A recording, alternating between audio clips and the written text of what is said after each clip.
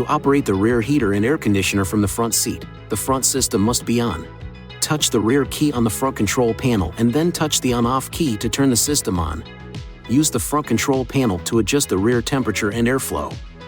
Touch this key to lock the rear control panel and the rear switches. Touch the key again to unlock the rear controls. For vehicles with a rear control panel, touch this key to adjust the rear climate settings. If your vehicle does not have a rear control panel, use the switches located on the rear of the center console.